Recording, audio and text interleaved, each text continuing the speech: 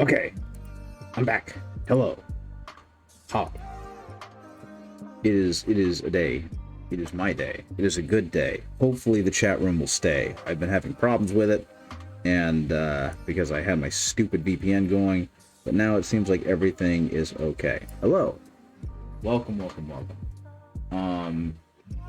I'm having a really good day. I hope you are too. I'm gonna paint for maybe an hour, maybe an hour and a half, who knows. But yeah. Welcome, welcome.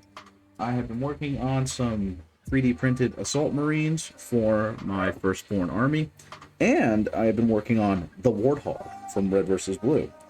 Halo, but in this case, the Puma. So what I think is going to happen today is I'm going to continue working on the assault marine so I can finally be done with my infantry.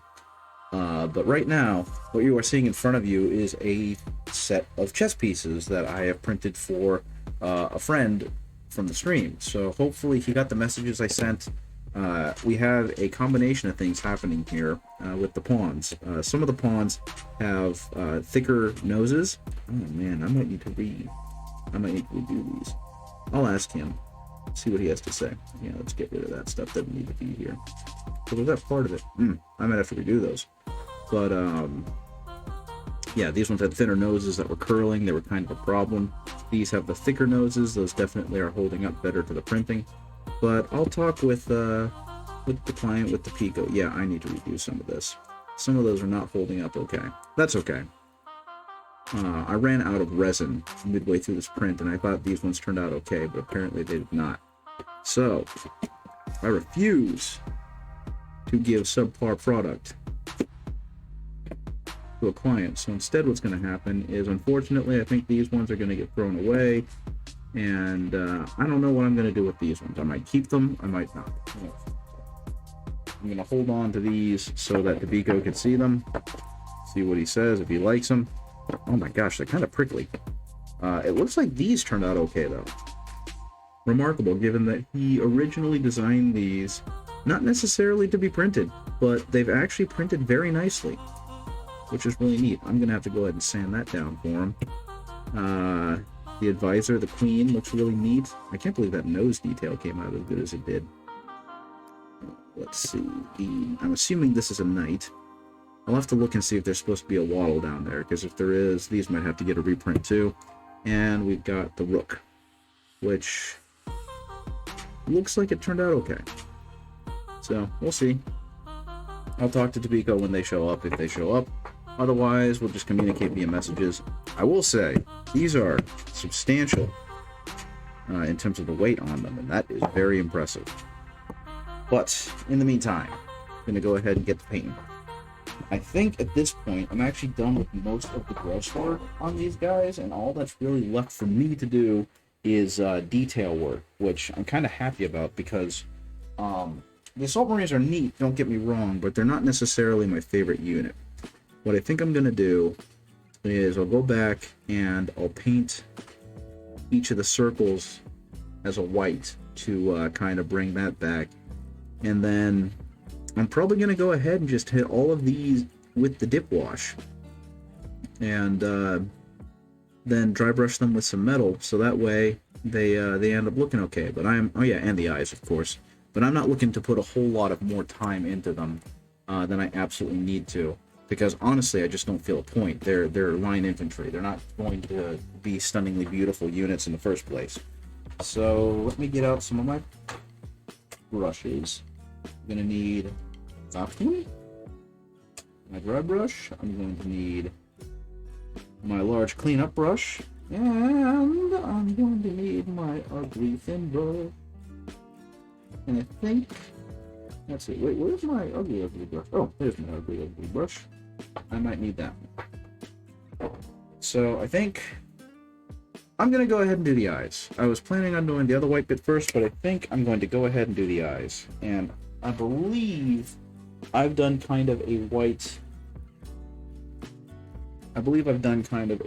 brush coloring over all of them. So I think that's what I'm going to... Or not a white, a green for the eye lenses. So I think that's what I'm going to keep up with.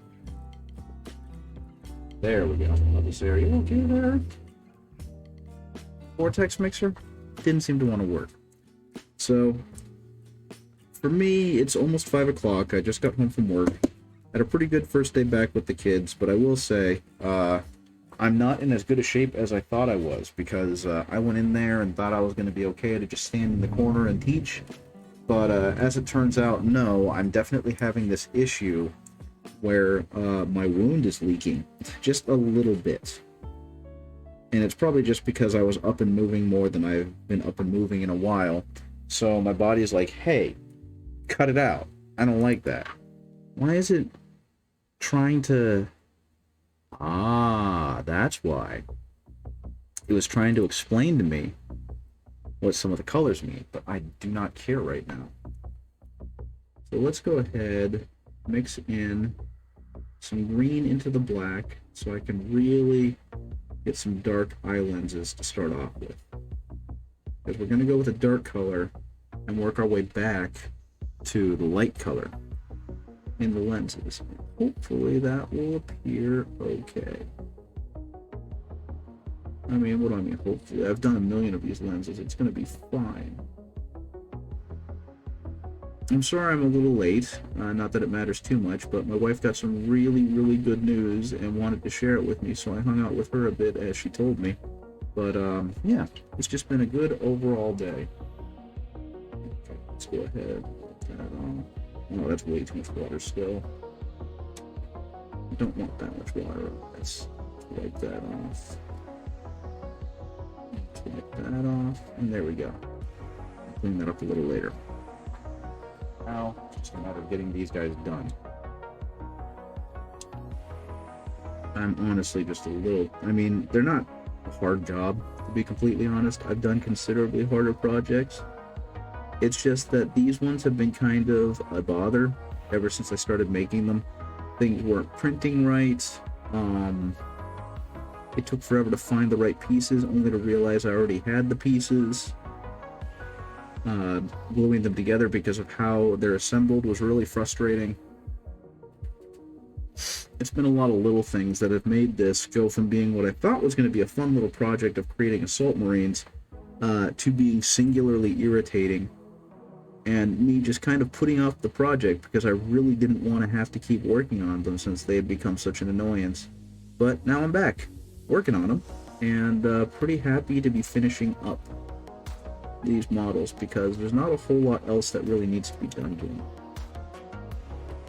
I was debating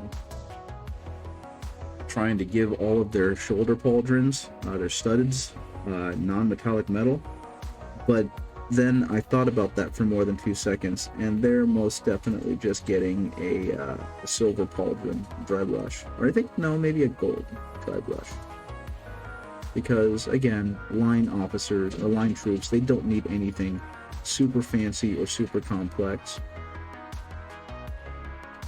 They're not meant to last long on the field. They do their one big thing, and then they die. It's going to be fine.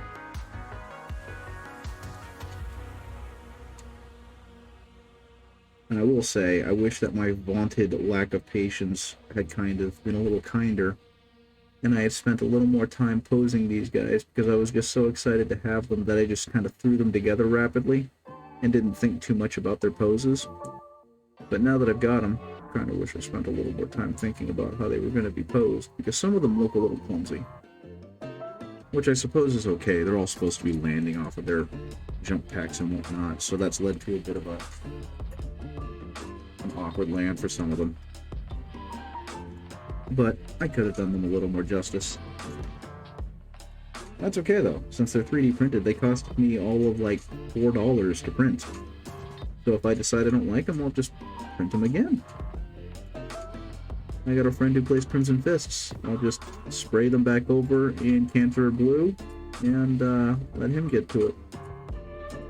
Because these are perfectly usable in a Crimson Fist army. Okay.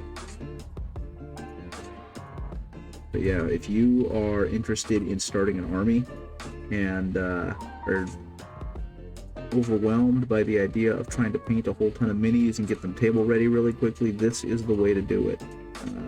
Not sloppily, because I am clearly being very sloppy with this, but just batch painting, you know what I mean? Taking one specific bit on them, like that only needs one color, like their eyes, and then just hitting every model with it in a line. So by the time you get back to the first one to put on the second layer or the highlight or whatever, they're already dry, and you don't have to worry about it anymore. You can just immediately go back to it. Okay.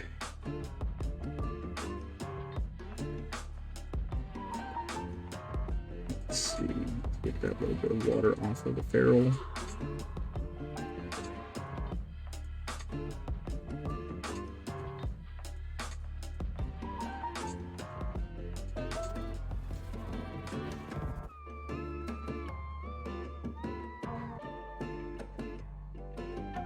Perfect. These guys look a little bit grungy. That's okay. They're eventually all going to get that kind of battle damage look about them anyway. So it's going to be fine. And it's going to look great. I did recently just buy Army Painter Strong Tone, which might not be the right one that I was looking for. I was kind of looking for a... I was kind of looking for an Agrax Earthshade analog, but when I opened it up, it was definitely considerably lighter than Agrax Earthshade. It was Strong Tone, and my understanding was that their equivalent to Agrax Earthshade was Strong Tone, but it's almost like a creamier brown that's a little bit washed out. So instead of being like a dark chocolate, it's much closer to like a milk chocolate, even lighter than that. So I don't know if I grabbed the wrong one, if the tone is just bad, but it's considerably lighter than what I was expecting. So I'm going to have to deal with that. I think it should be okay. I don't necessarily think I'm going to have an issue with it being that much lighter. It's just kind of annoying because I thought I was getting Agrax Earthshade, but instead I'm getting something considerably brighter. But what's going to happen with these lads is I'm most likely going to just dump them all in it, since it's a tub that's purportedly big enough to dunk your minis in, and it's apparently the speed paintery way. There we go. The speed paintery way of really getting a lot of minis shaded really quickly. So I guess I just dump them in and then take them off a bit and then let them dry, and that should hopefully be enough to give them some good contrast once I give them their dry brushes. There we go. Well, something I think I'm going to do after I'm done with that is I think I'm going to go ahead and airbrush the jets of their jump packs, and that will give them a really nice, like, maybe not even airbrush. I saw a video where someone did a really good job. It'll make it look like they're heated and on, as opposed to what they are now. Doesn't really matter too much, but it's just a minor thing. I know. Hello there. I know I said that they're just line troops, but I would still want them to look good, you know? What's going to happen with the bases, I'm just going to airbrush them all with a really dark brown, and my way back up color-wise, so that I end up with a really nice earthy looking place for them to land that matches the rest of the bases that I've done.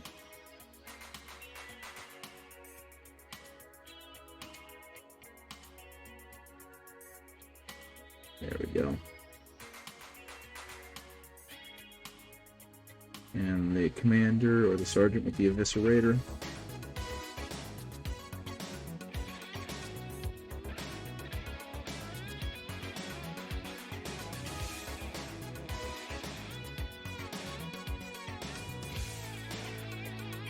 There we go.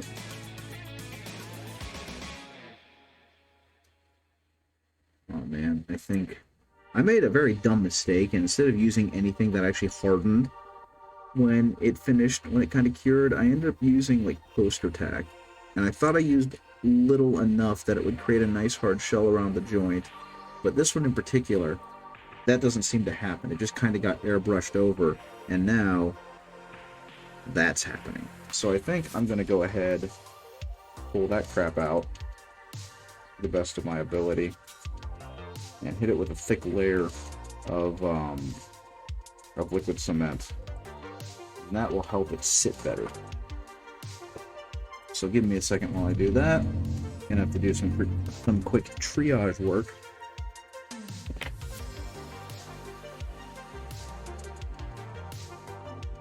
On this guy. And once that's all done, I'll put him back together and he'll be good to go.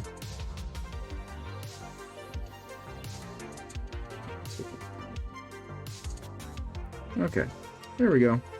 He'll dry eventually. Now, I will say, the only thing that's kind of disappointing is the bases that Philly Flash made, the creator of these. They don't have the same depth as, like, the standard Games Workshop base. So, my magnet trick that I've been doing, which is putting a steel blank down, which I can then sandwich a magnet between. Oh man, that's not good. We're gonna take you guys, put you back over here, and hopefully that will help the camera not focus on you goobers. Focus on you now? Yeah. And sandwich it between like a steel carrying plate and the steel blank on the base, and that gives it a really strong magnetic bond. That doesn't work quite so well on these guys because you can clearly see the magnet poking out from underneath the base, and we don't want that. Makes them a little more wobbly than I'd like. But, you know, I've done it on everything else, so I was just kind of mindlessly, consistently going through and doing it on this. And I'm just going to have to deal with it. I don't think anyone's going to complain. The only people I really play against are my friends. And we play very casual Warhammer games. We've never done like a tournament or anything. So it'll probably be okay. That my guys don't have exactly the greatest, most stable bases.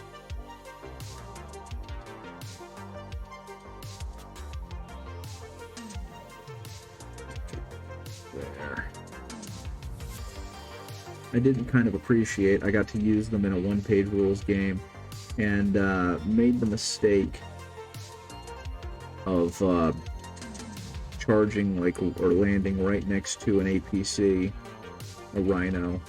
And so while they were able to deal with one of the units that they were there to eliminate, they then just immediately got wiped out.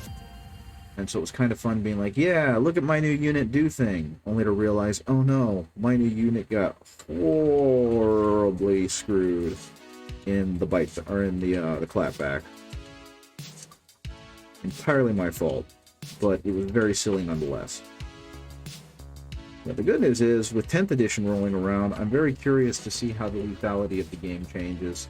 Hopefully we'll have less units with so many wounds, and we can kind of dial back down on that. I'm kind of excited to see where it goes. I'm really excited to see 10th edition. I'm really excited to get to play it. I don't think I'm gonna get the new starter box since they're gonna have all the rules available. I might, because I enjoy collecting the books. See what kind of cool new books they create. I don't know. I'm kind of torn either way on it.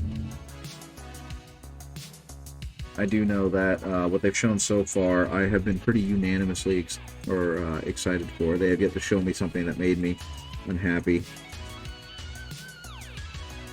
One thing I will say that kind of surprised me was them doing away pretty much entirely with Space Marine chapter rules and subfaction rules, which I get because that was probably an absolute bear to try and balance. And they clearly weren't doing a good job of it because there were some Space Marine chapters. Oh, I never did his fist. There were some Space Marine chapters that were absolute dog shit. And then there were ones that were just clearly the best ones to play. And I say that as a fist player, not necessarily saying that I wanted the fist to be world beaters or anything. I just didn't like the fact that they clearly were friggin' awful, and other chapters were so much freaking better. So I like the idea that they have of not tying subfaction rules to a color.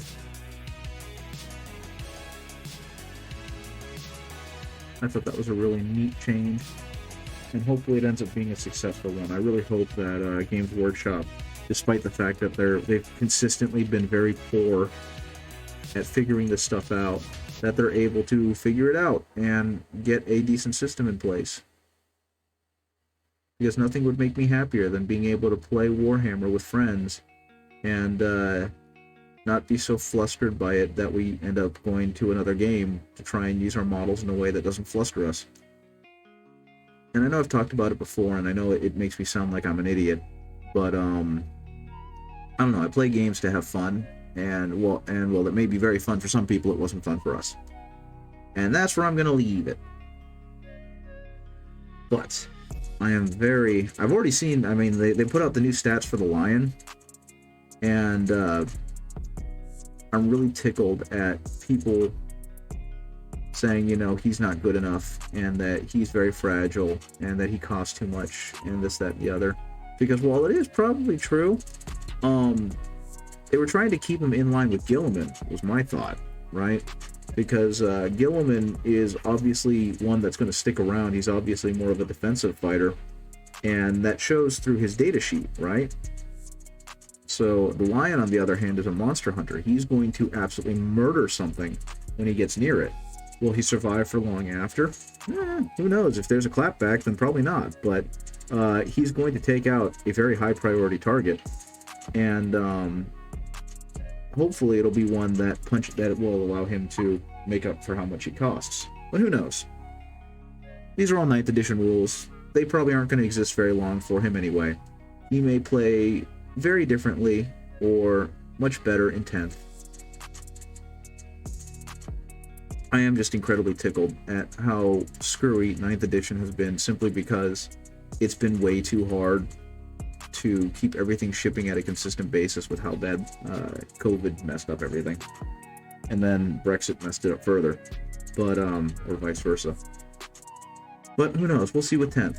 I just know I'm excited for 10th, and it's going to take a lot of convincing for me to not be excited for 10th. It seems to address a lot of the problems that my friends and I had with 9th. And hopefully it ends up being a really, really, really good edition.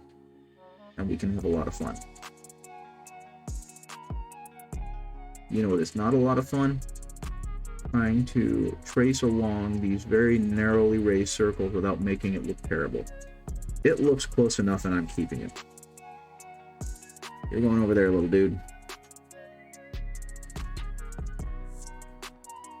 Golly, he really did absolutely just nail these models.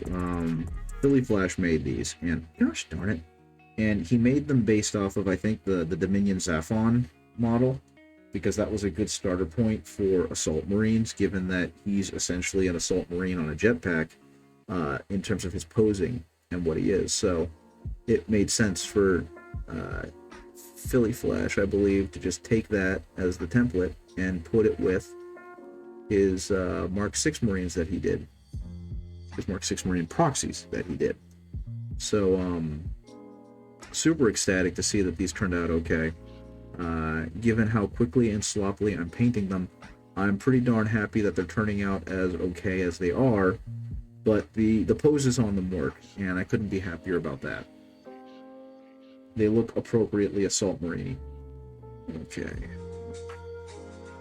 Let's go ahead. Wow, I definitely tried way too hard to make that look good. Not my goal today. Go ahead and like that. And I'm just going to fill in all the spots in the fists, because I'm not overly worried about these giving a clear silhouette. I just don't want there to be awful looking yellow flaring out from underneath the white between the black bits.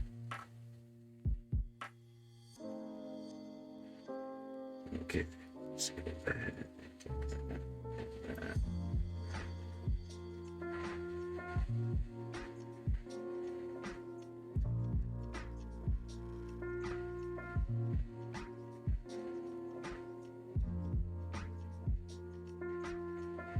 I also saw that they announced that Warhammer Bolt Gun was going to be available for release on May 23rd, which is a little bit after my birthday, but all I can say is that's another game that I personally cannot play because it moves way too quickly and will make me sick, but the game looks freaking amazing. and I really hope that the people who can play it end up having an absolute banger of a game that they enjoy thoroughly, because it looks like the right amount of chaotic fun that you're supposed to be getting out of a Doom style game from the 90s. And I'm just really happy that it seems to be fulfilling all of the, or it seems to be checking off all the boxes of a game from that era. I have a friend who's really, who actually last year was, or earlier this year, was just obsessed with playing through Doom and trying to figure it out and beat it. And so Warhammer Boltgun being a thing is definitely scratching that itch of his. And so what's most likely going to happen is I'll just have to hear from him whether or not it's a good game. I hope the answer is yes. It seems to be doing all the right things so far, and hopefully it continues to do so. But yeah, I am making what I'm going to call a compromise, because generally I don't put white directly on another color like this, just because it allows for colors to show through, and that's not necessarily what you want, right? But in this case, this yellow doesn't seem to be strong enough to override the white, and as stated before, line troops. I just want to get them painted up. It definitely doesn't hurt that Vallejo game color, model color, does a really good job of getting good coverage, so I don't exactly have to fight against the other colors that might be underneath the white to make this happen. Like you probably saw it, there was definitely some black staining around the model that I didn't hit properly, but that ain't a problem. It's almost unnoticeable. Well, it does look like I'm gonna have to wait for this to dry and hit it again, which I suppose will be fine. If all I'm doing is touch up, I do not care. Speaking of touch up, he's got just the littlest bit of thigh. Beautiful. I mean, this is clearly not a piece of art. I've got stains and bad issues with the paint job all over the place, but that's fine. Come back here. I forgot to do the ring on you. Okay. Actually, it looks like the white on you has finished curing, so I can go ahead and go back and hit that. I need to find a better shoulder pad for the Mark 6 Marines. From what I understand, even, these are not good shoulder pads to begin with, because the Mark 6 Marine, the Horus Heresy Imperial Fist logo, was a whole lot more detailed than what they're showing me right here.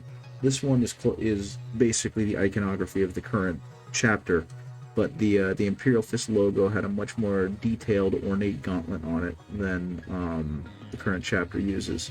So if I wanted to be hyper accurate, I would probably grab completely different shoulders for these guys, but I'm already so committed in that I really don't want to change it. So, you know, boo me for my laziness, but whatever. Now, I'm going to go ahead and go back over the fist, which looks like a mess. I made the mistake of just kind of trying to dry brush it when I don't really need that much shape to it.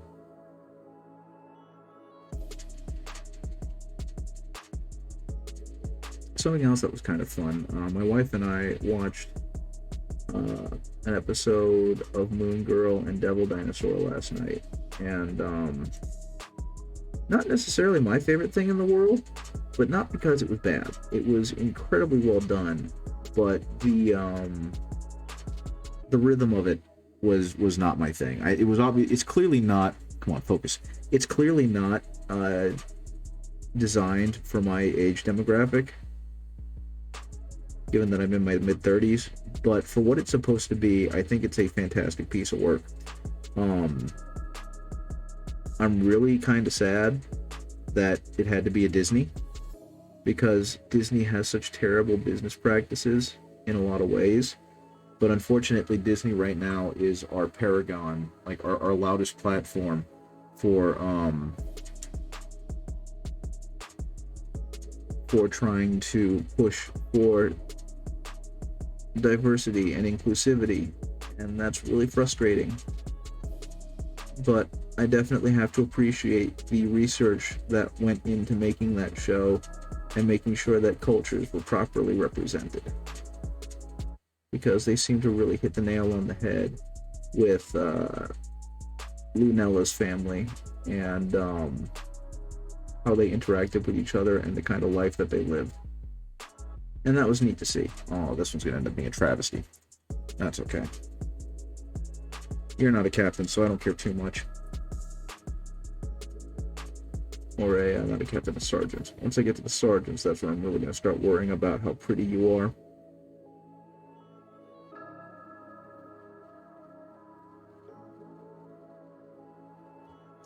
A little bit of white on here, and now that white has disappeared.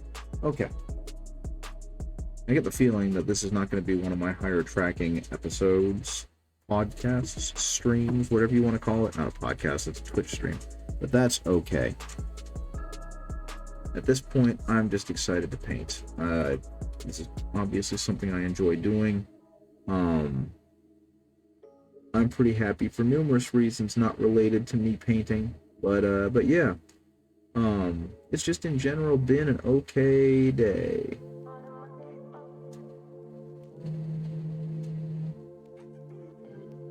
Oh, no, I'll listen to that later.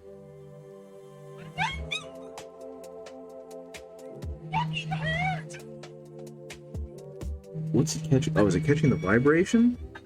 Because I can't tell if it's catching the vibration or if it's catching my ringtone.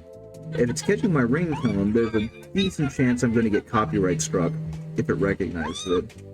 And I'm also going to be mildly embarrassed because my wife follows and really enjoys Iron Circus Comics. Iron Circus Comics founder, and I guess president, chief operating, whatever you want to call it, the head of Iron Circus Comics, is a wonderful lady named Spike, and Spike has started streaming on YouTube. And she's the first time she streamed anything, it was a game called RimWorld, which is a fantastic game. You basically try and subsist and survive on a new planet with characters who have a hefty amount of free will, and you cannot create them, right? Well, you can, but you can't like edit them. They kind of have randomized etceteras, and you just have to kind of deal with what you get, which is part of the fun. But she did that with one of her games, and the character she got was basically an incredibly spoiled lizard woman. And when she crash landed on the planet, she had 4 eggs with her because she apparently had laid 4 eggs and was taking care of 4 babies, right? But unfortunately for her, she would not cook, and she would not gather.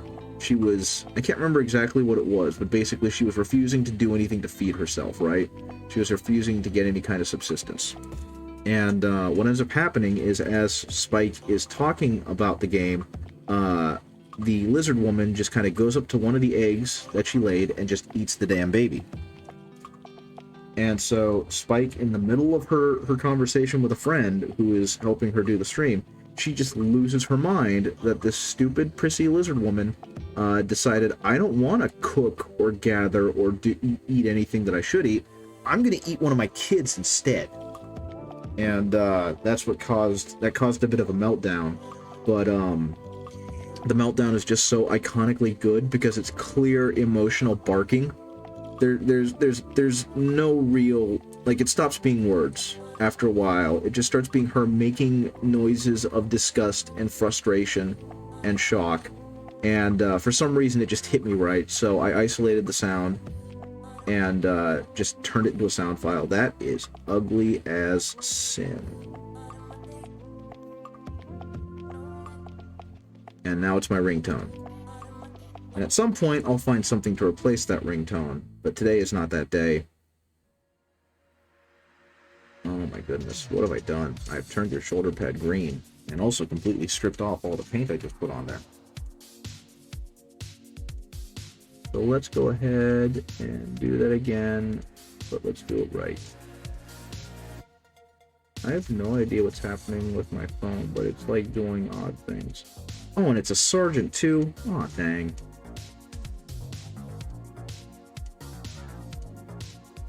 So he was going to look good up until he wasn't. I suppose that's okay.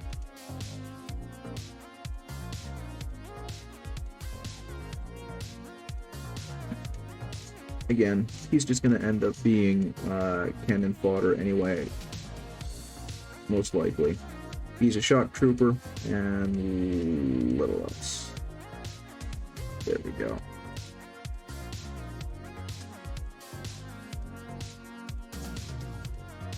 Okay, obviously hit that shoulder just a bit too hard, so let's change the angle of the brush and hit that shoulder again, and I've made it look exactly the same. Whatever. Yes, I am, Mr. Motorhead. Good to see you. What is my phone doing? It keeps, like, flickering on and off. But anyway, I think I've mentioned it before, but these were made by a 3D printer artist, and he took the new Mark 6 Marines and the meshes that he had of them, and he kind of, he also took the Dominion Zaphon figure that was produced, and he used that as kind of the base layer, and sculpted a whole bunch of Assault Marines with custom jetpacks and all that other fun stuff. So that's kind of what these guys are. And I decided I didn't want to play Primaris anymore after just absolutely wrecking shit in a friendly one-page rules game, which is what me and my friends have been playing since 9th edition just became too much for us. And I decided, you know what? I like the look of Firstborn better anyway, and even though it's a clear power drop, I'm gonna go all Firstborn. So, yeah, it just keeps flickering. That's weird. Maybe it's because I'm getting too close to the camera, and it thinks that I'm trying to put my face against it, so it's doing the turn off the screen thing. But anyway, I decided that I was gonna have as classic a 40k army as I could that would also fit into 30k. So my army is like a captain, 2 tech marines, a Leviathan dreadnought, a bunch of tactical marines, a couple of assault marine squads, I think 2 tanks, and a bunch of devastators in the drop pod. That was my whole idea, and I don't know if it's going to work. I'm going to use it in 40k as well once 10th edition comes out. It's like 1,990 points, and we know that's going to change drastically with 10th. But my plan is that this is going to be the base of my Imperial Fists army for the foreseeable future. I've still got my Primaris army because I 3D printed most of it, so I can't really sell it. And I also have some units in there that I just plain like poor Garradon is a house, and I think he looks cool. But they're going to be more for display than for play. My wife got me a Repulsor Executioner for my wedding gift, which was like the coolest thing in the world because it's just neat having your hobby validated, you know? But beyond that, it has the big fuck-off cannon, which, as I've learned more about the game, I realized was not as good as I thought it was, but I don't care. It was a present from my wife, so I'm never going to sell it. But even if I'm not going to use it in game, I'm going to put it on a diorama on display somewhere in the house so people can marvel at the giant tank my wife got me for our wedding with the giant fuck-off cannon. But yeah, these guys are kind of... Actually, I take that back. I need another whirlwind and a drop pod.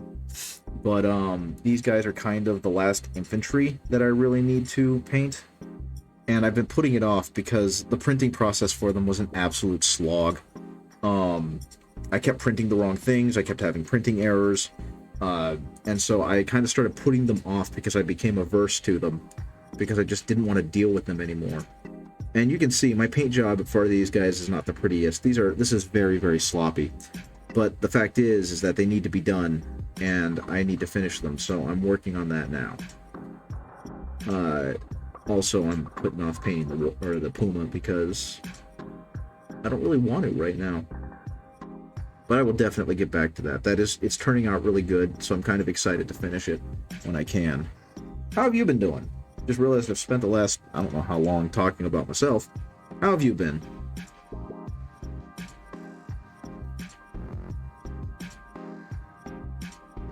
Let's see.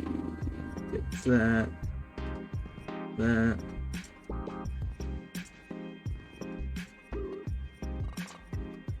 In general, I've just been kind of rambling incoherently because the stream has been pretty empty, and that's perfectly fine. I stream because I'm going to be down here painting anyway, but I've basically just been talking to myself, and so I'm sorry if I get long-winded again or if I start rambling, but I don't really have a whole lot of back and forth happening.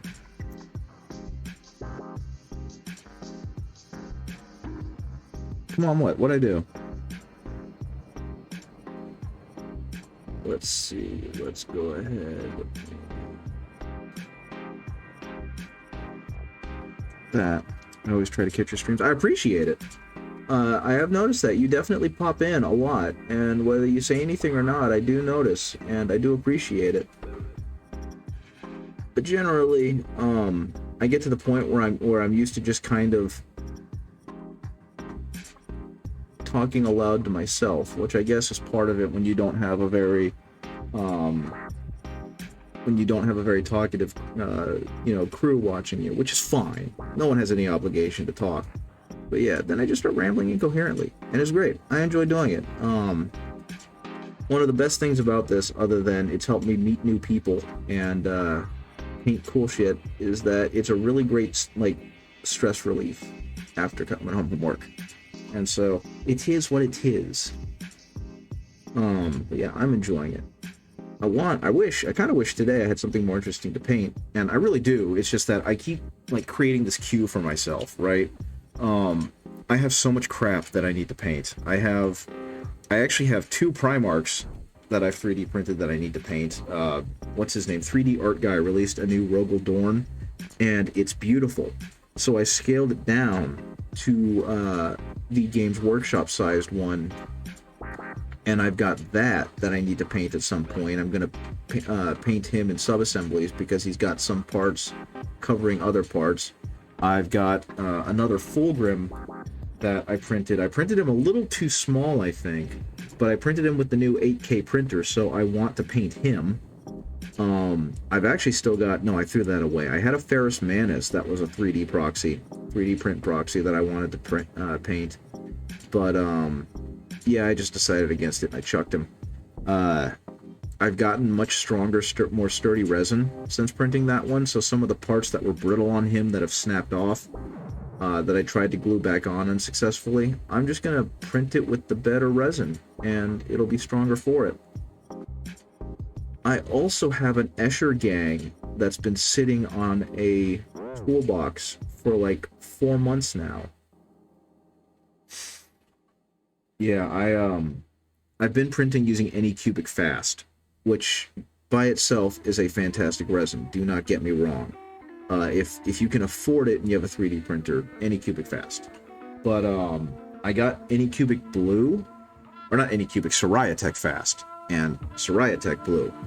I got that because they didn't have Soriatech Tenacious, and I think I've told this story before. But I watched some videos to see exactly how durable Soriatech Blue was, as opposed to Soriatech Tenacious. And for tooling, for making hardware, like screws and whatnot, it's apparently twice as strong.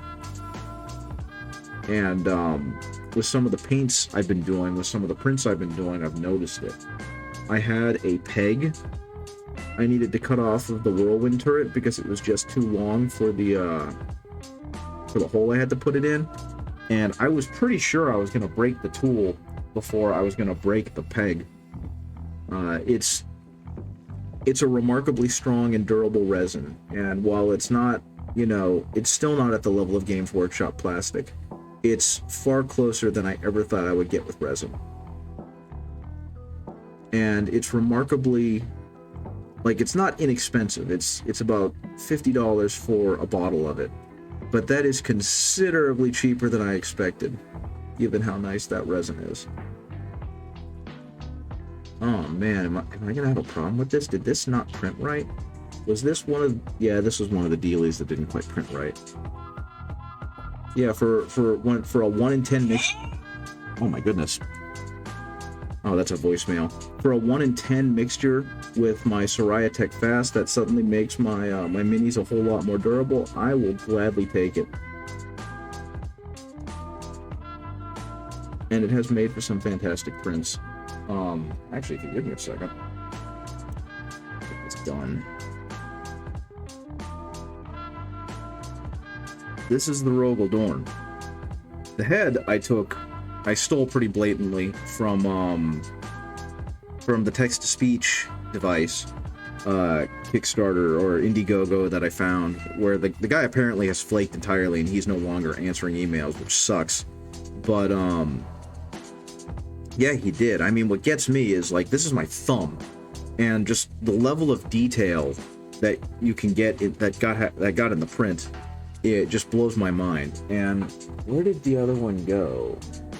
Where did he go? Oh, he's right here.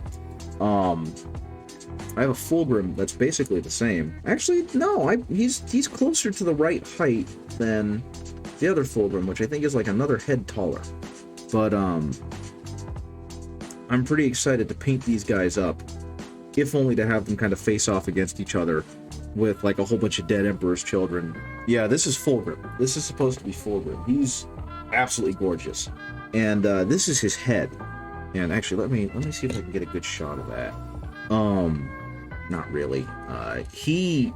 The way that they sculpted his face is damn near perfect as far as I'm concerned. He's kind of got that Henry Cavill smugness to him. Not that Henry Cavill is smug, but he's got those great like chiseled features, and it just the expression just captures like Fulgrim's, like, you know, shit-eating grin. And in terms of like the Chaos armies, the Emperor's Children are right behind the Death Guard as the one I want to collect. So first of all, I'm excited for the end of thank you, by the way. I'm excited for the end of 11th, even though we haven't even, or 10th, even though we haven't even started 10th, because I'm pretty sure that the Emperor's Children and Demon Primarch Fulgrim are coming back. But at the same time, I just enjoy having a really nice Primarch of him that doesn't look like a Howling Banshee like his Forge World model does. And I don't remember if I showed it on stream, but I did find out that the sculpt for Horus Heresy Fulgrim that was released, the one of him like leaping with the blade and like, you know, howling, that was not the original sculpt. And the reason why it looks so awkward is because they took the original sculpt and just kind of moved one of the legs so he was lunging. In his original picture, he was like standing there with a banner and a sword up to show that he was like readying a charge or something. But they, I guess, decided that wasn't dynamic enough, and they gave him that really goofy looking lunge that he's doing. And I've never liked that model. And I was really happy to find one that was, you know, clearly really well designed that I could use on the tabletop if I ever create an Emperor's Children army. But yeah, I'm very excited for 10th edition. I think I can't wait to see what they do for the Dark Mechanicum. I can't wait to see what they do for the Emperor's Children as an army, because they're going to have to be hideous. There's no way they make an Emperor's Children army and don't make it a problem. You know what I mean? I just can't see them doing that. So I'm very curious to see how they're going to make the army itself play, how they're going to redo the resin units, and just altogether make it one that people want to collect. Okay. Let's see. Oh gosh, I'm having the problem again. These rings around the shoulder emblem are very thin, and sometimes they don't adhere right on the layer, and they'll peel off and then just kind of fall back in place. So these are a problem. I'm going to say good enough. Oh man, my poor sergeants. I gave them the shitty shoulders. Okay. Next is this one. I didn't even do his shoulder crest. What's wrong with me?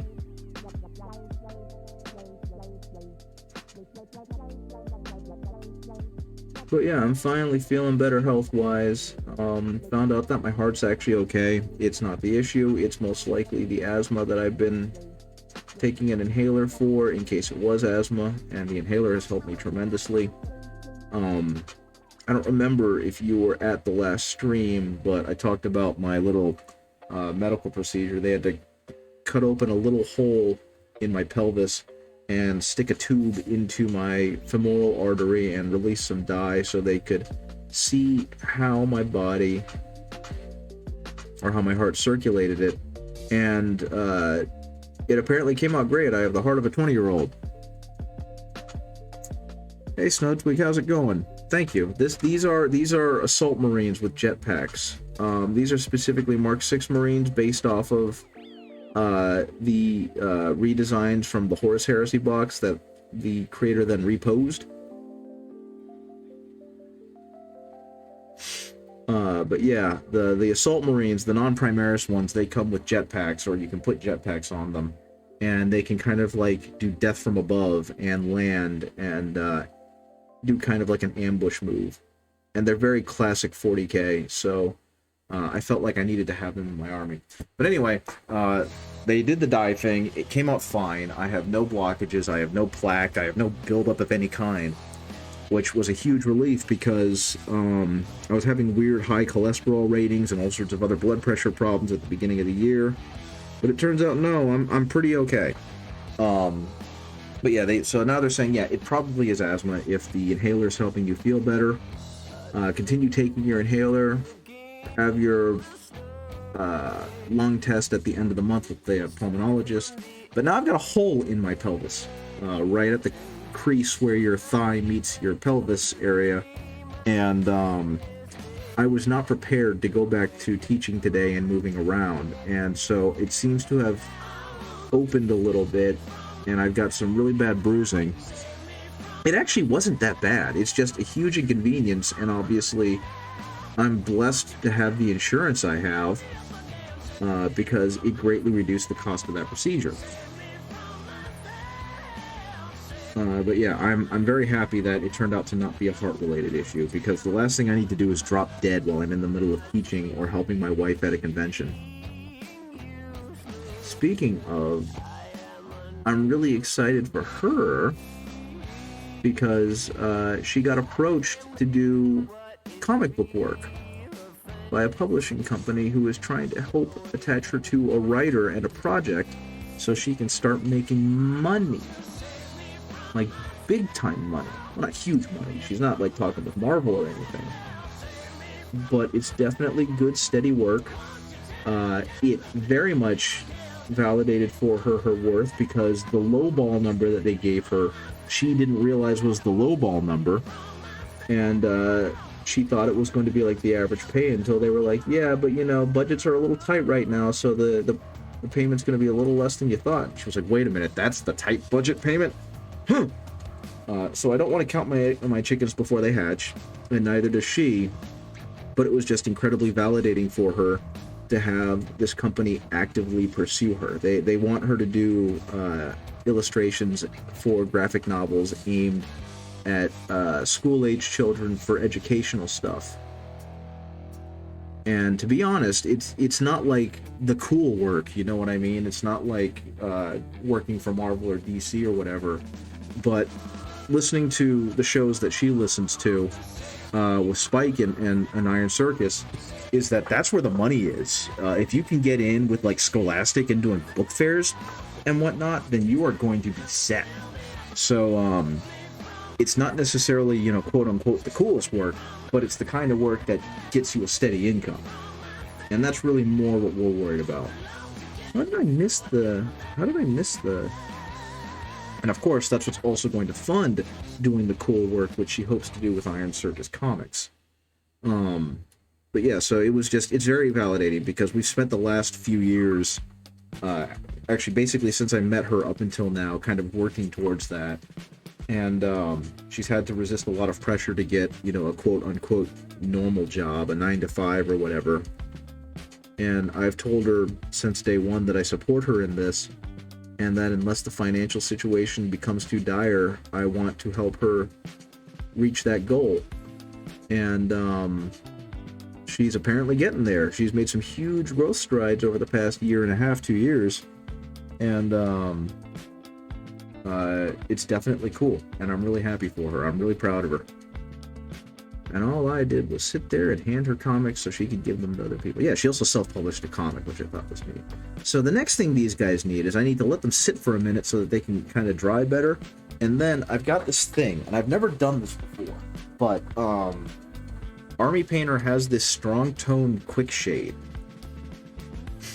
Yeah, that was the whole thing. I didn't want her to have to do a 9 to 5 just because we needed the money. We're fine financially, and we're not in any dire straits or anything, but it was just really cool getting to see her do that.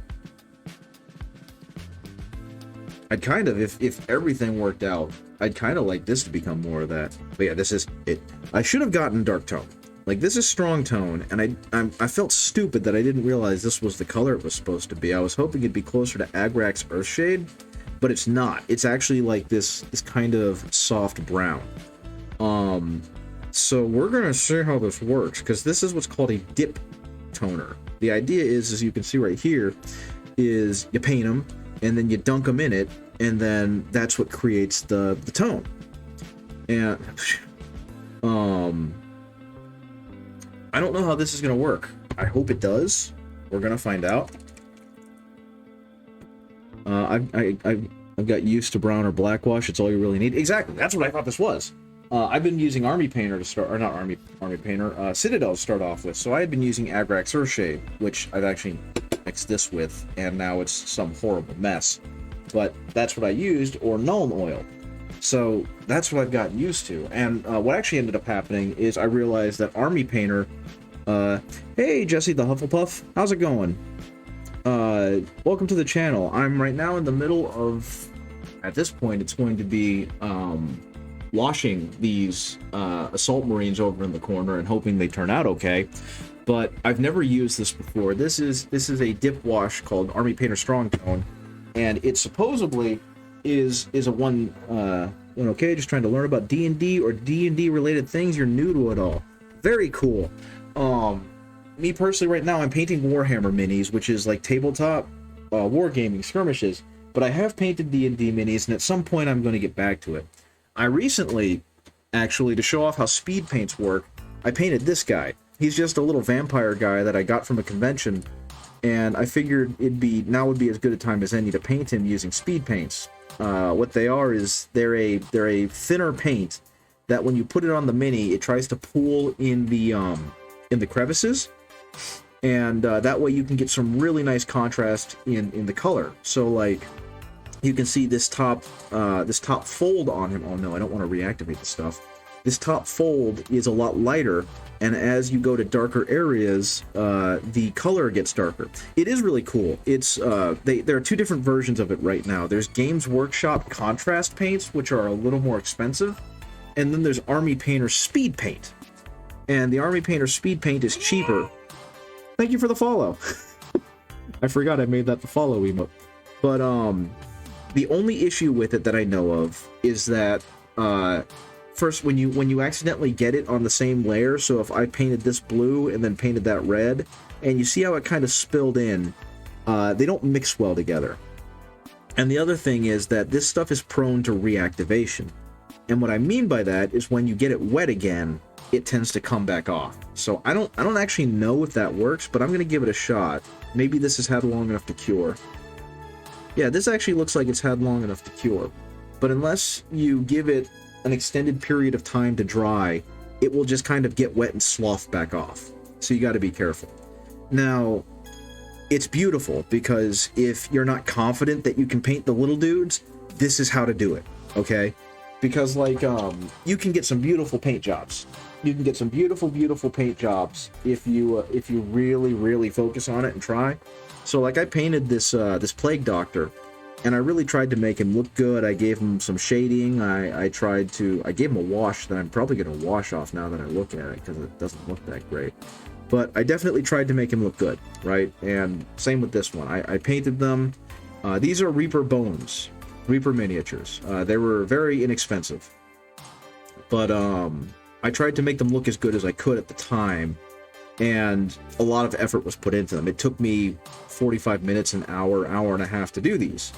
But if you have speed paints, like with this guy, it takes you like 20 to 30 minutes and you get tremendous results. So if I were you, first of all, I would look at reaperminis.com and look through all of the super cool minis they have there. And secondly, I would invest in speed paints over plain acrylic if you want to get into that. It makes the whole process a lot easier. But anyway, these guys were painted with an airbrush, and so they got some really neat shading going on with them that required almost no effort to me. And now I've got to do the thing that I'm scared to do, which is dunk them in the mud. Because I've never used this before, so we're going to go ahead and do that. I'm going to carefully, try not to slice my hand open, carefully open this back up. And I've got two things I need to do here. One is I did shake it up, I did mix it back up, but my hands can only do so well. So what I'm going to do is, if I can find them, there they are. I bought stainless steel, I think they're stainless steel, agitator balls. So with acrylic paint, with any paint, something that you worry about is the paint settling, right? And this is a problem with like army painter paint, especially, which is a more budget line, is the pigment will like settle down to the bottom, and you're left with this medium liquid that just kind of hovers on top, and you get this gooey looking crap that you can't paint with. Let me see if I can find an example of that with a paint that I haven't used in a while. Let's see. Where are you? One of the paints that looks real ugly. Is that one? Yeah, that'll do. So, I would love to play D&D or Warhammer, but I have no one I could play with in person. I don't even have a character. Well, cool thing is that there are places to look. Online, they have, like, looking for group things. And, on, like, Reddit especially, they have a whole lot of places where you could go. Check your local Facebooks. If you live close enough to a game store, I would strongly suggest going there where you can actually meet people. But like, I think this is like the neatest thing. This is called Bugman's Glow. It's supposed to be like a gross, overly saturated fleshy bit, and you see that strip of blue in there. That's the medium separating from the pigment, and you can see it's clearly not the right color. And so generally, to fix that, you just shake the paint pot, and then it kind of goes away, and now everything looks good. But to help assist with that, you can use these little agitator balls, and they're stainless steel, so they don't rust and corrode and do all that stuff. But you know, if you don't have those, if you don't want those, then you get like a sprue, which is, you know, the plastic shit that they use to hold like bits and bobs to, and you cut it up in little bits and throw it in there. So that's probably what I'm gonna do. Warhammer is a game that is way too complicated for its own good. So I enjoy the narrative of it a lot. I enjoy reading the stories and thinking of all the cool crap that the characters do. But I will be completely honest with you, the current version of the game, and this is purely opinion, and people are going to disagree with me, and it's their right to disagree with me, but the current version of the game is just far too complex. There's too much you got to remember. There's too many things that you've got to remember and keep track of for me to enjoy it. And my friends and I all kind of came to that conclusion. So I'm excited for the new edition, which should be much simpler. And hopefully that will make the game far more enjoyable. Whoops, where did that go? Something to think about is there is a company called One Page Rules.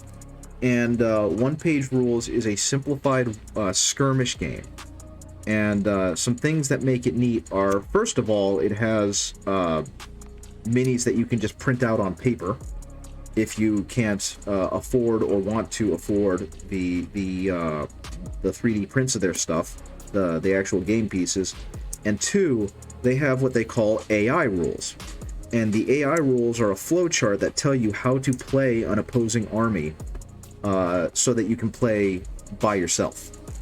And it does sound a little sad in some ways, but it's definitely a way to kind of learn and get some games in so that you can decide whether or not you like it, since all you've really wasted is some printer paper. You know what I mean? And if you decide you like it, then you can maybe either find someone else who might be interested in playing one-page rules with you, or you can move on to a game like Warhammer that will require a little more economic investment. Okay, now I guess the one problem with these is, are these going to be heavy enough inside the quick shade? I don't know. Maybe, maybe not. Maybe I should use the agitator balls instead, because these feel way too light. I think I'm going to use the agitator balls. Balls! Okay. We're going to put a couple of these in here, and then I'm going to seal the strong tone back up. Boop, boop. Boop, boop. And then I'm going to shake it up some more, and we're going to see if this works. If you cannot tell, I'm kind of putting this off because I'm scared. Okay, I'm gonna take this and put it on the ground and hit it a few times to seal this up real nice. So I will be right back.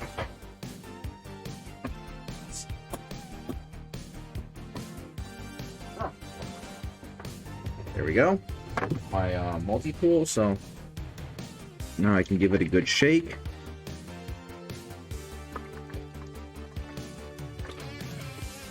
There we go. Hopefully that'll do it. Now let's reopen the darn thing and try not to slice my hand off.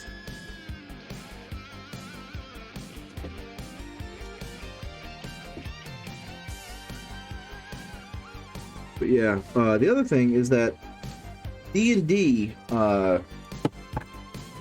is its own thing. Creating a character, especially with how the system works right now, you really need to have a player's handbook, or I think it's called the SRD. And the SRD is basically D&D's free source book that's considerably more limited, but it does allow you to create a character and kind of play the game to see if you like the game. My understanding is very limited on what the SRD does, but I believe it was supposed to be like a blueprint that allowed other companies and other people who are interested in making more content for D&D, like their own modules or their own adventures, it allowed them to do that. Okay, so here we go, guys. He goes in here. Let's hope this goes okay. Ah! Oh, what the heck? Why is it? Oh, it's so gross at the bottom. I'm gonna use him to stir the bottom. Oh, man. That felt bad. It felt like I had ducked him in Jell-O.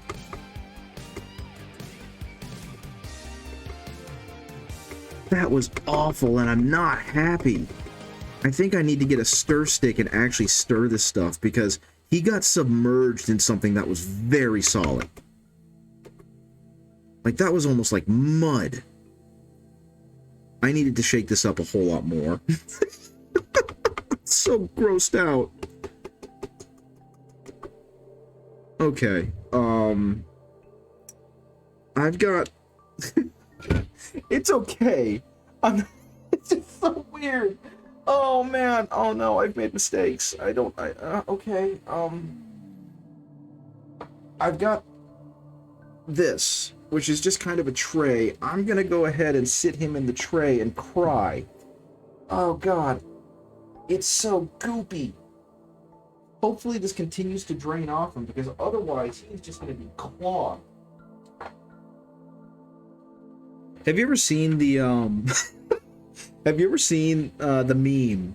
I don't even know if I can find it, but I kind of want to now. It's a meme making fun of people who don't thin their paints when they paint minis, and it's a dreadnought that, like an old box knot dreadnought that was just way too coated for his own good. And they did like a Super Smash Brothers thing with him, where they had him like appear on screen with his horribly overcoated details, and they were like, thickest pigmentus clogs the heretics. That's kind of what that felt like. Jeez and crow. That was disgusting. Okay, what can I use? I need a stir stick, and I'm scared. I'm gonna go ahead and use this thing that I was using to hold Rogel Dorn's shield. And I'm just gonna stir the oh no, there's toffee at the bottom. Oh, that that's so gross.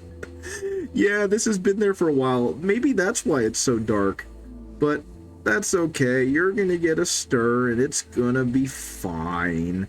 And it's just gonna make me sad. And I think you've got to be right here because the store the store I go to, Mishap Games, they bought these army painter kiosks a long time ago, and I'm almost positive that the owner has never had to restock.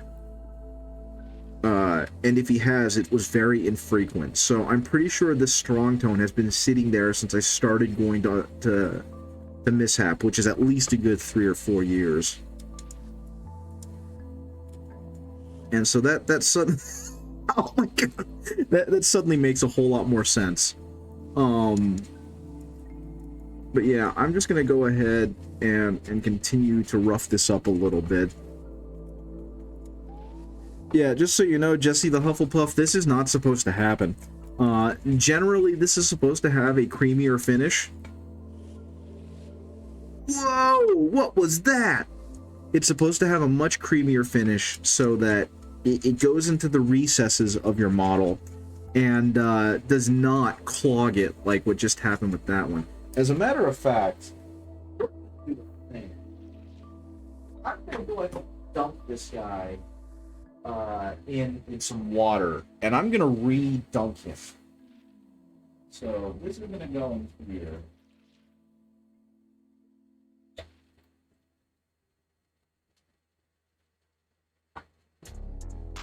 Yeah, look at that all over his he looks like he crashed in the mud and then tried to make it again. That top stuff is the stuff I was cramming him into when I first, actually, I'll be honest, it looks pretty good. It actually looks pretty good. But yeah, that top crusty brown stuff, that was the stuff that was in the at the bottom that I guess I was running into when I was first, like, it's like dipping him into pudding. So I'm gonna use this tissue that I got out, and I'm just gonna go ahead and dab most of that off him. Oh man, oh man, yeah, I'm slowly patting him down. Now I will be honest, where it did go in the resources, when it did go in the recesses, it looks okay. I think unfortunately, this Battle Brother spilling the mud.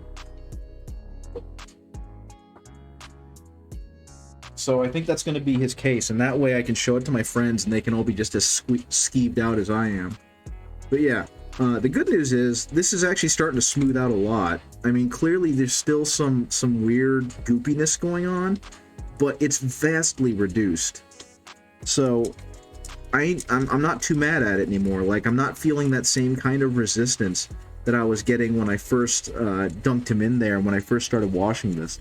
So we learned something today, guys. We learned something very upsetting. And what that is that apparently a dip wash has a shelf life. But thankfully, I mean, you can see it. It's coming up cleaner each time because it's getting a good stir. So hopefully those agitator balls I put in there are going to help for the next time that I actually do this. You know what I mean? Because I'll be honest, that process of dip washing was actually felt pretty darn good. It was kind of nice to not have to worry about making sure I got it into every crevice. But okay, that's good. I'm gonna go ahead and dip wash the rest of them, and we'll see just how good, bad, or indifferent this is when it comes out. Oh man.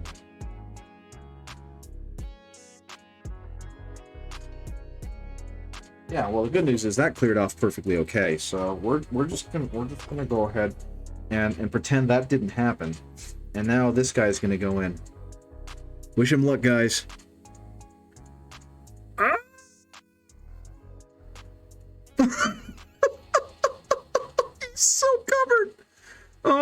my new favorite pastime. Oh my goodness, that's so funny. I think what I gotta do, I think legitimately what I have to do is then throw them into the wash bucket that I have. Do I need to thin my paints or did I do a good job, guys? But yeah, I think I just need to throw him in the wash bucket and really let this dilute off of him. Because once I got him in the wash bucket, it really looked like it dripped off enough, but this is just too much.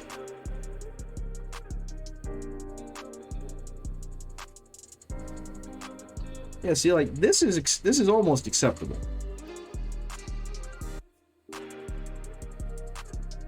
Okay, one more time. He's swirling him around in the wash bucket. Oh my goodness, he's still so chunky. It's like I'm dipping them in caramel.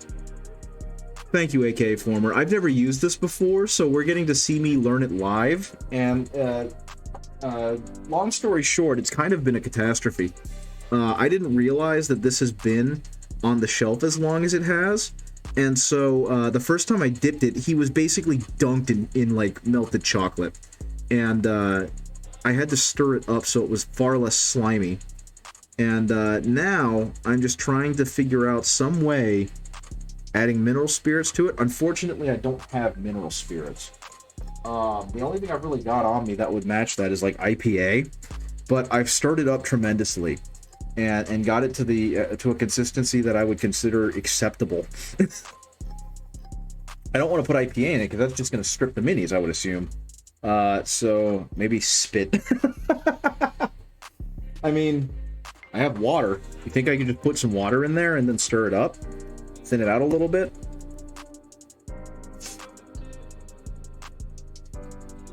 I think I'm just gonna try and water it down tremendously. Let's try that. We're gonna give it a shot because me dunking them in the wash bucket that I have for my you think it's oil based? You're probably right. But I'm gonna give it a shot because when I was dunking them in the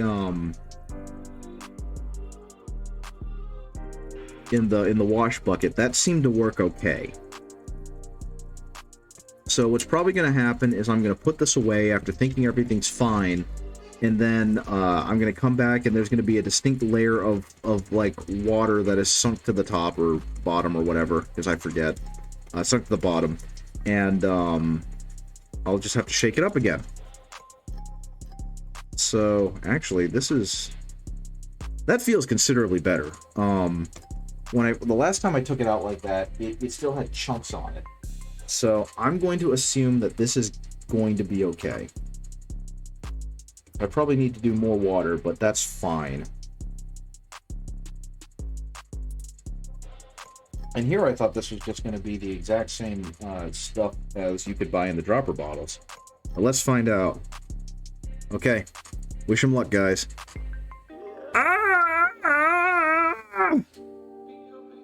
Oh dear. They're still so brown. I think this is what's going to convince me to buy mineral spirits, aka Former. I've been meaning to get into like oil washes to begin with, and I've just been really, really lazy about it. I eventually want to start doing like acrylic inks and the like, but I've just been real hesitant. I think this is going to be the thing that convinces me I need to actually start buying into it. Do you love me, brother? Stay strong, Clarence. It's fine, it will not be that bad when it dries. Okay. Well, I mean, you clearly have more experience, so what'll happen with it? Will it just kind of evaporate off him? Because you clearly have more experience than I do with this, so... I'm gonna just trust you. Basically, okay. Shake off any excess. Needs about 3 or 4 times should be sufficient. You only need a thin layer of quick shade for it to remain on the miniature, just enough to achieve the superb painting effect. This is more than a thin layer, so what it looks like will probably happen is it'll drip off at this rate, which is fine. I've got a holding container that I've got the other 2 in. But yeah, if this does, I'm really sad because I actually pulled my favorite pose 1 out for this for part of the experiment. But what I guess I'll do is I'll just leave him like this and hope that he turns out okay. Okay, let's do it.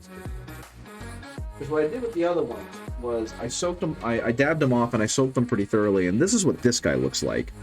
Do you think he's going to dry too much and there's not going to be enough left on him, or is this more what I'm looking for with putting them in the dip wash? Because I actually really like how this looks. It does smell like oil. But okay. I'm going to go ahead and put that on. Okay. Mr. Stumbles, you're next. Bloop. All the way in you go. All the way out you go. Man, look at this. If you like that, dip him more. Okay, so it's going to dry to, like, that level, and he needs to have more dip on him. I don't like that they're like, only a thin layer is necessary. It's like, what constitutes thin? Well, here's what I'll do. I'll go ahead and let the two that I patted dry. And if I think that they need more, I'll just go ahead and dip them more, right? Thank you for showing up in like the nick of time to tell me how to use this stuff, because, you know, I'm apparently a dingus who didn't bother to do any research whatsoever. I just figured, I'll get this and it'll work. And I was clearly not correct. Okay. Mr. Eviscerator. In you go! Oh, God!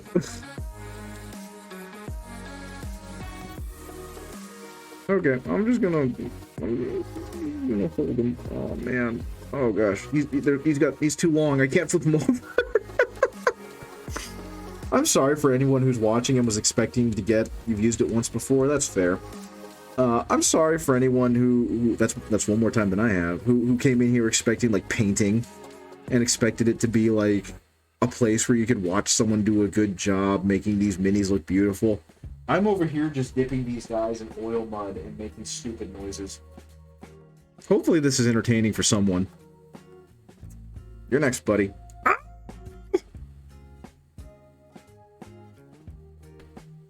I will admit this is clearly much more efficient than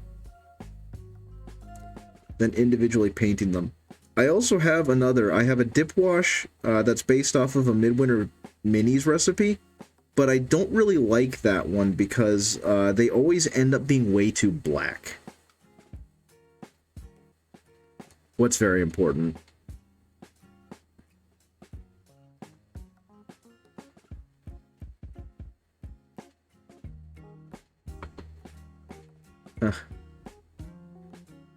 Learning new stuff. Yeah, right. That is true. Getting to see other people use products that you might consider buying. I can't disagree with that. Okay. Okay. You're good enough.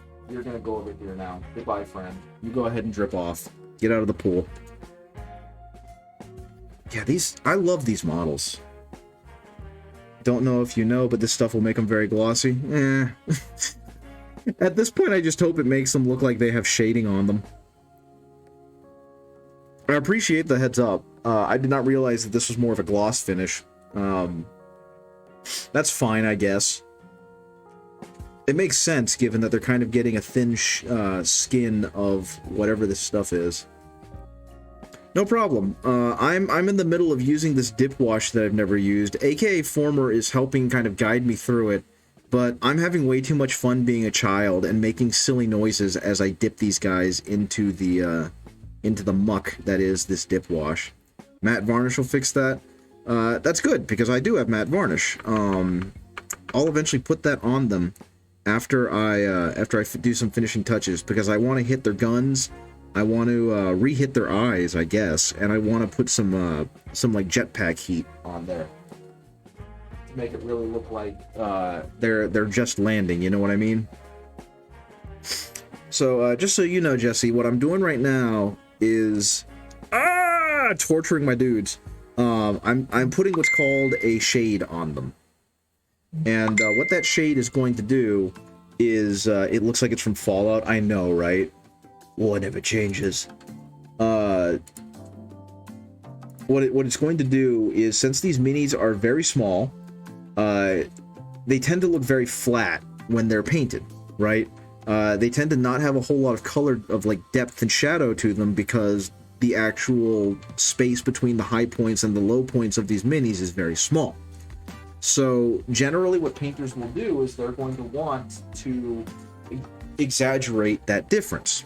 They're going to want to make these models have these deep shadows and have these bright highlights to pretend to fake the eye into believing that there is more visual depth.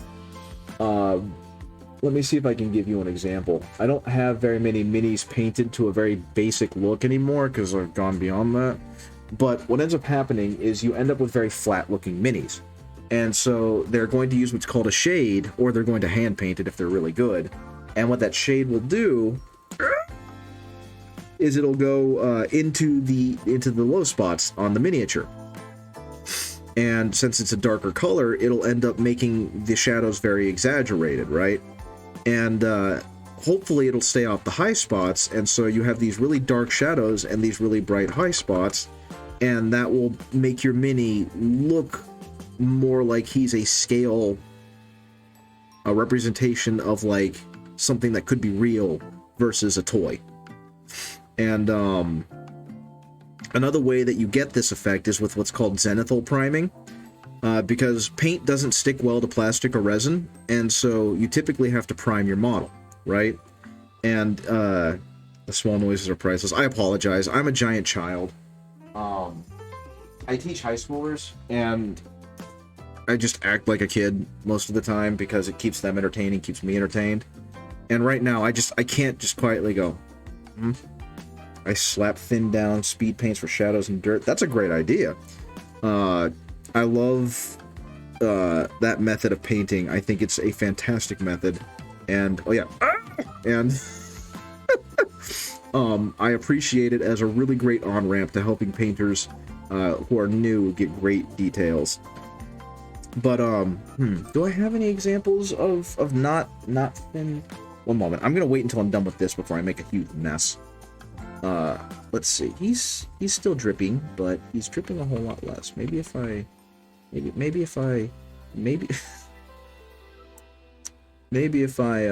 okay, he's good. He's gonna be fine. He'll be fine. He's good. He's fine. Okay, so actually I'm gonna put this away before I knock it over and make a huge mess. So I'll be right back. I'm gonna whack the cap of this back down with my multi-tool. I'll be back to talk more.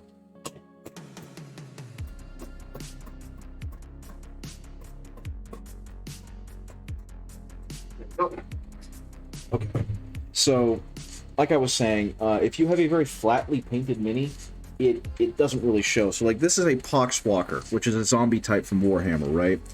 And when you look at him, there's not a whole lot of depth to him, and everything just kind of looks very flat. You can see that he has detail, but it's really kind of hard to make out the detail, especially in the harsher lighting, or like natural light. When you add a shade to them after painting them, you suddenly can see a whole lot more of the details on them, right? You can see like the pustules, you can see that they've got like folds in their skin, and so doing the shading, like what I was just doing, it does a really good job of making the models have better sense of scale to them.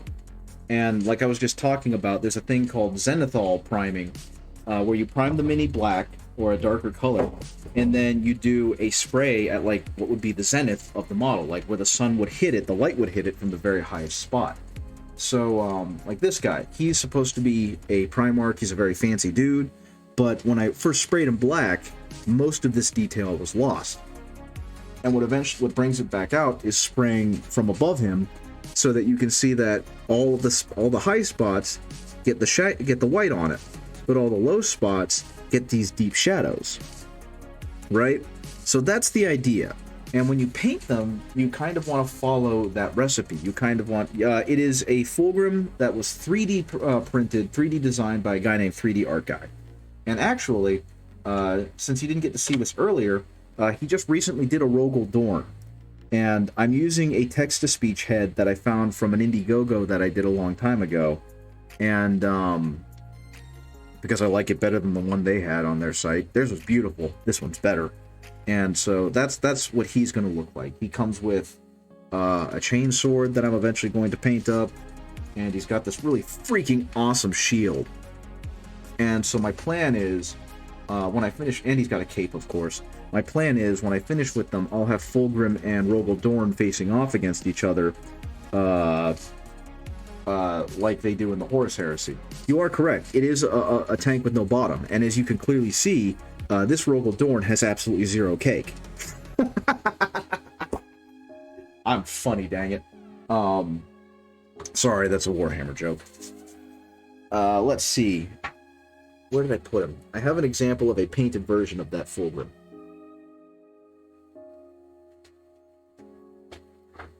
But like this one, kind of the same deal. This one I painted up. I did the best I could. He came from a 2K printer.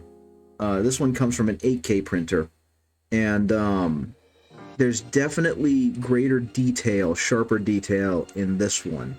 And the thing that really sells it for me is, I don't know if this is going to show up on camera, but the little bit of filigree under like the breastplate is considerably cleaner and considerably clearer on the 8K printer one. But I mean, don't get me wrong, I was stunned at how good this ended up looking. But as you can see, I kind of tried to do the same thing. There's simulated light points at the tip. This is not real metal. This is poorly done non-metallic metal. But there's supposed to be light reflecting off of it. So rather than using a metallic paint, I tried to make it look as metallic as possible. But yeah, I love this Fulgrim's face. He's so smarmy. I heard a description from Fulgrim that just had me losing my shit. If you know anything about Fulgrim, you know that he's kind of an arrogant jerk. I did to dry brush? Yeah, don't get me wrong, it probably was. I didn't, but yeah, there's so much detail. Actually, I take that back. I believe I dry brushed his cloak. And you can see how well that turned out. It looks really freaking good. But yeah, 3D print guy or 3D art guy does so much beautiful detail on his models.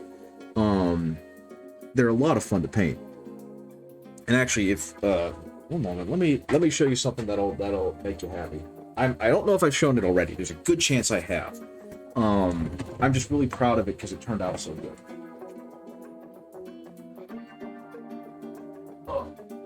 So I've talked about it before, but have I shown you guys the Imperial, the Chaos Knight that I was doing that was supposed to be Death Guard themed? I'm pretty sure Mr. Motorhead has seen it because I've talked about it quite a bit. But if not, I'm actually going to have to zoom out with the camera for a second so you guys can see this thing. What I did was I 3D printed a Dominus class knight, so the Knight Tyrant, the biggest one you can get in plastic right now. And I didn't want him to look like a regular one because I don't like how it just looks like someone painted an Imperial Knight Chaos colors. So I found this model that had like the inverted legs so that he looked like a Chaos Knight. And I found the 3D files for like Nurgle style armor plating. And then I took it a step further because I had a friend just give me one of those little bobbleheads from when Doctor Strange 2 came out of the Scarlet Witch. And to top that all off, one of my other friends bought an Angron, and so he gave me the lower jaw that he wasn't using. So I combined all this together to make what I have lovingly dubbed the Scarlet Bitch. So that's going to zoom out, and now you can see a whole lot more of my painting setup. And let me introduce you to, golly, she's heavy, the Scarlet Bitch. So this is her, guys. This was the thing I made. It is entirely 3D printed. There is no Games Workshop. Actually, take that back. There is a single piece of Games Workshop plastic right there.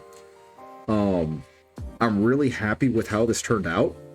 I think the use of the wires really helped sell that there's something horribly wrong with this.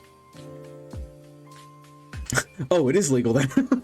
I don't know. It's only got like that one piece of GW plastic. It's Fulgrim's mouth, or not Fulgrim, Angron's mouth. But like, here's the thing that blows my mind and makes me happy. The entire thing, except for her, is dry brushed. I didn't use the airbrush on anything outside of like the original base coat. So all of the purples, all of the greens, all of the bone colors, all the metallics, the energy, all of that is dry brushed. And like all the metals. And so I'm just kind of really jazzed that I was able to get that far with it. But she's also really heavy because she is basically 100% resin. But I mean, she's a big lady. She's a big lady. Okay, I'm gonna put her away because it's like 6:45 and I need to go get dinner.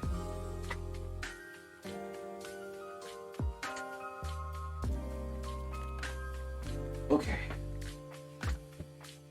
But yeah, actually one other let's fix that. Let's do this.